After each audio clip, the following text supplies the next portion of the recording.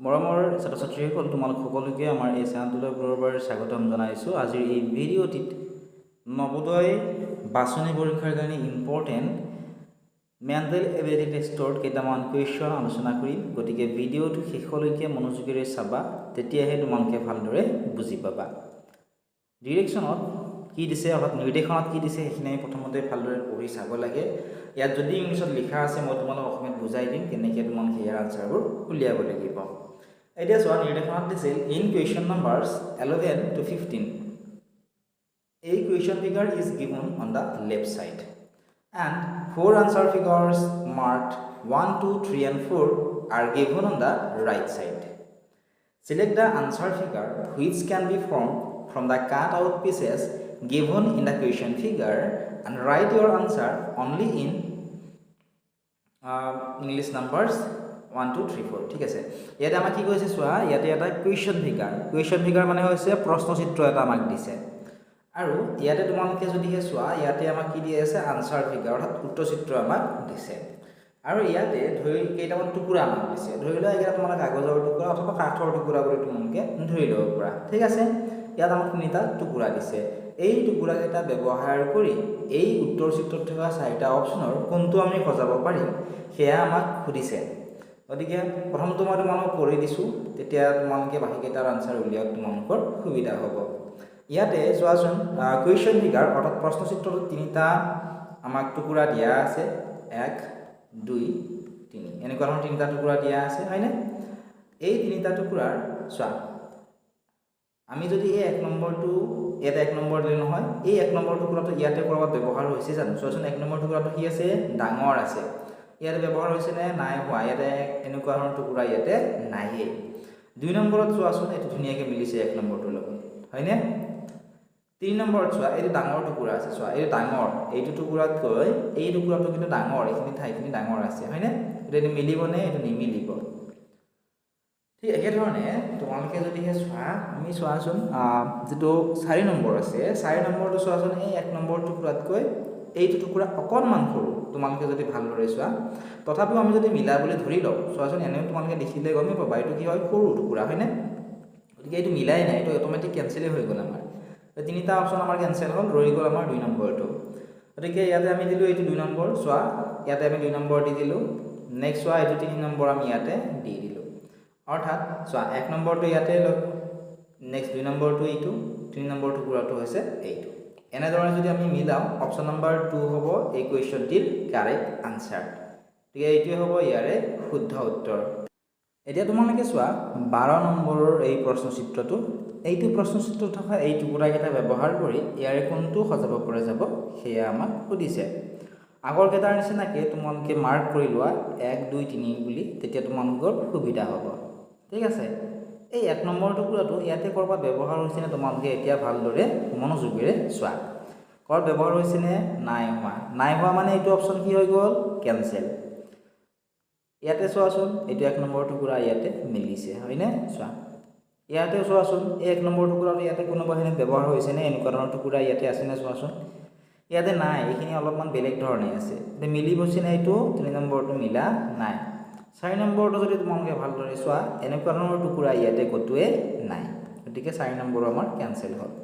যিহেতু তিনিটা option cancel হ'ল, অপশ্যন 2টো ৰৈ গ'ল, গতিকে আমি বাকীখিনি মিলাই চাওঁ। 2 নম্বৰৰ এই টুকুৰাটো চোৱা ইয়াতে ব্যৱহাৰ কৰিছে, 3 নম্বৰৰ এইটো টুকুৰা চোৱাচোন ইয়াতে ব্যৱহাৰ কৰিছে। গতিকে অপশ্যন নম্বৰ 2 হ'ব এই কুৱেশ্যনটিৰ কাৰেক্ট আনচাৰ। এনেধৰণে আনচাৰটো তোমালোকে উলিয়াব লাগিব। নেক্সট যদি তোমালোকে চোৱা প্ৰশ্ন নম্বৰ 13ৰো তোমালোকে চোৱা ইয়াতে তিনিটা টুকুৰা আছে, হয়নে? এই তিনিটা টুকুৰাৰ ক'ত ব্যৱহাৰ হৈছে আমি এইটো চাব লাগে। আমি কেইটা মাৰ্ক কৰি ল'ম 1, 2, 3 এনেকুৱা ধৰণে, যাতে আমাৰ কোনো ধৰণৰ অসুবিধা নহয়।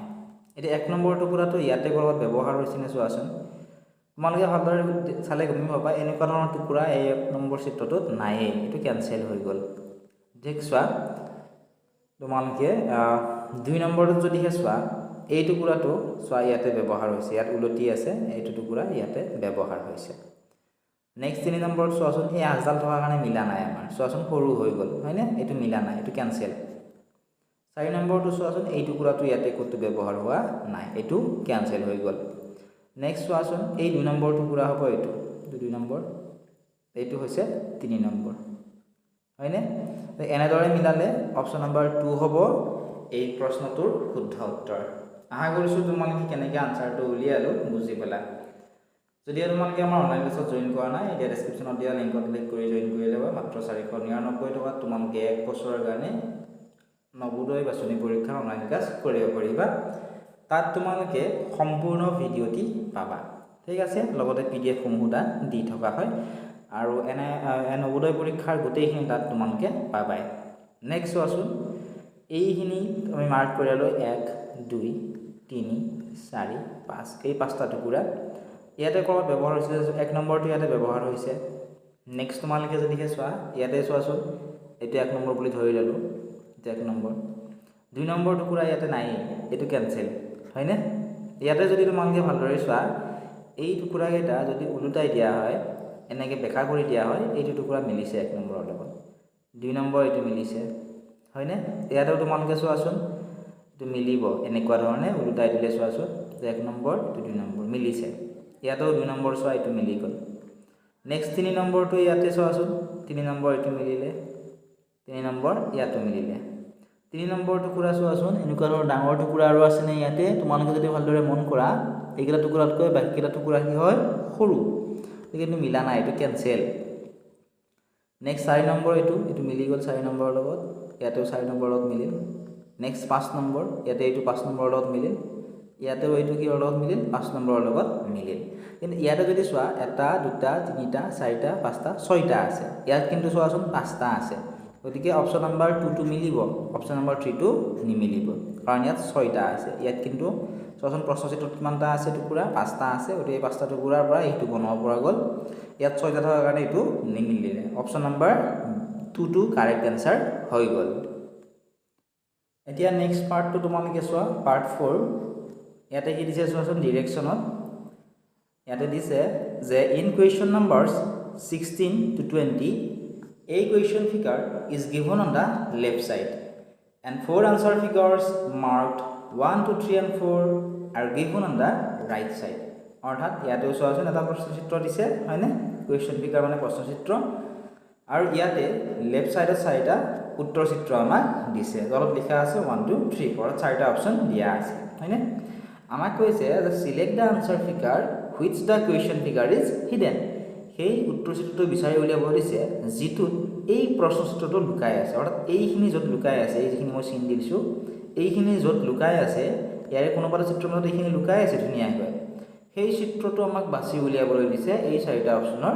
পৰা আৰু এবাৰ কৈছো চোৱা ইয়াতে যেটো প্ৰশ্নচিত্ৰ দিয়া আছে এই প্ৰশ্নচিত্ৰত থকা এইখিনি আৰু প্ৰশ্নচিত্ৰটো এই চাৰিটা অপচনৰ ভিতৰত কৰবাত নহয় কৰবাত কি আছে লুকাই আছে কোনটো চিত্ৰমত আছে হেয়া আমি বাছি উলিয়াই লিখিবলৈ লাগিব এতিয়া আমি চেষ্টা কৰো ইয়াৰে আনসাৰটো উলিয়াবৰ কাৰণে যদি তোমালোকে ভালদৰে চোৱা কুৱেশ্যন ফিগাৰটোত আমাক এনেকুৱা ধৰণে আছে হয়নে এতিয়া আনসাৰ ফিগাৰৰ পৰা আমি বিচাৰিব লাগে কেনেকৈ বিচাৰিম এতিয়া তোমালোকে চোৱাচোন ইয়াতে চোৱা ইয়াতে আছে নেকি ইয়াতে যদিও এনেকে সমানকৈ আজান আছে ইয়াত কোনো এনেকে বেকা ধৰণে তলৰ ফালেও নাই ওপৰৰ ফালেও নাই যেহেতু নাই অপচন নম্বৰ এটো আমি ক্যান্সেল কৰি দিব পাৰো হয়নে কাৰণ ইয়াতে মিলা নাই অপচন 3 টো চাৱা অপচন 3 আছে জানো এনেকুৱা ধৰণৰ আছে জানো অপচন 3 কৰবাত নাই এটো ক্যান্সেল অপচন নম্বৰ ডি টো নাই